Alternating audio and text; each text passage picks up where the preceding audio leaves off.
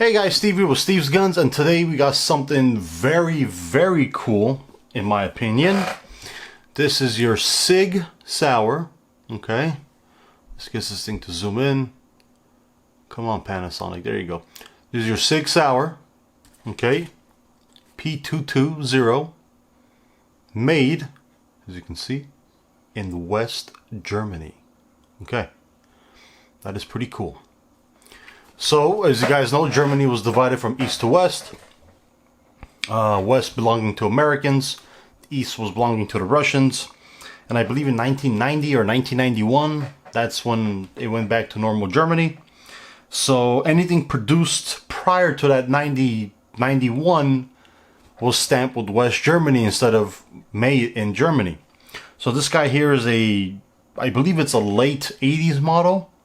So it's going to have that stamp. They're very rare. You don't usually see these a lot. This guy is chambered in a 40 cal. Okay, that's your magazine, single stack. Kind of looks like a 1911 magazine. All metal frame. Okay, very cool gun. Sits in the hand very nicely. These are still produced, by the way. Very nice feel. Sig is a great gun. Okay, Sig is a very great gun. Okay, you have a decocker right there. If you want to field strip this guy, you lock it into place. This guy here, push it down. Okay, grab your slide, this button right here, press it, and the whole thing will come apart. It's kind of weird doing this because most of the guns now are all polymer, but to have a metal frame, I like it. I like it a lot. I'll take a metal frame over polymer any day of the week.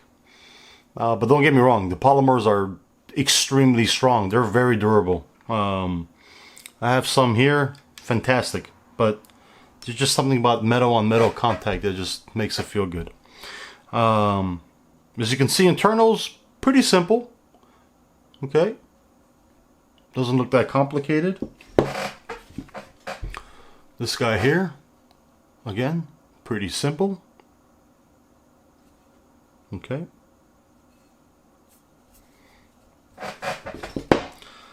Same way, took it out, put it back in. There's rails. Slide the rails, if I can find them. Okay. Lock it back, drop the pin, and do your thing. I don't know if I told you if it was a 40 cal. I'm sorry, it's a 45 cal, not a 40 cal. Okay, so this guy is chambered in 45. That is my mistake. If I think I said 40, but it's a 45. Again, late 80 model.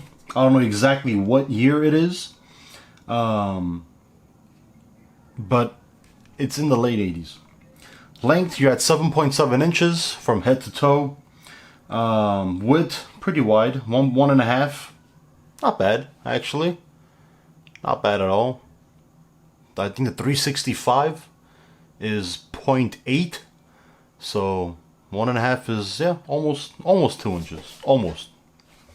Weight, you're at 34 ounces with the magazine, so you're almost 2 pounds with the magazine. So it's not a light gun, but it doesn't feel like it. It feels very light in the hands. The ergo's nice. It has a nice feel, like I said. You can get a good grip on it. Iron sights are pretty awesome. Look at that old,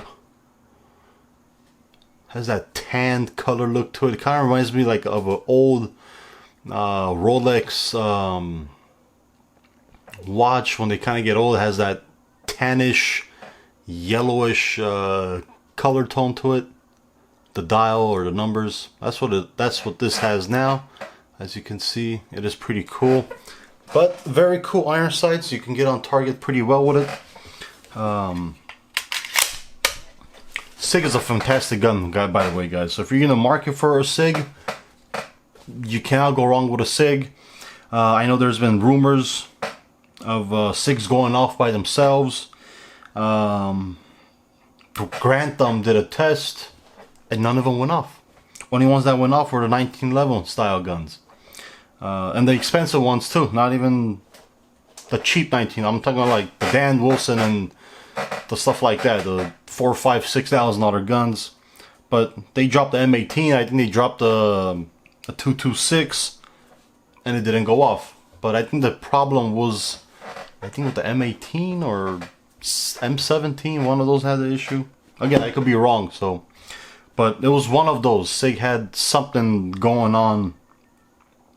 But overall, fantastic gun. A lot of militaries have been using SIGs. A lot of police stations do use SIGs. They're very reliable. This one I haven't shot at all, to be honest with you. This is my cousin's gun. This is part of his collection. I personally haven't shot it. He shot it. And he says he's never had an issue with them.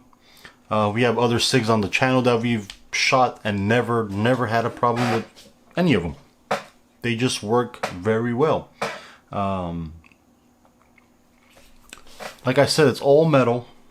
Okay. Polymer grips. Okay. Yeah, this cool little designs right here.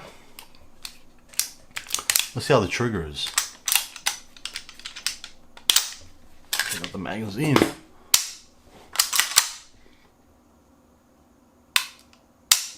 Not bad.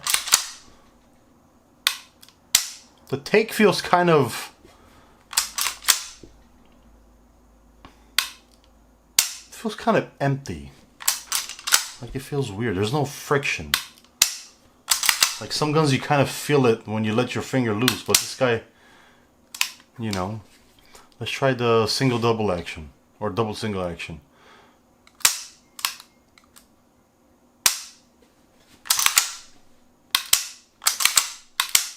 Not bad.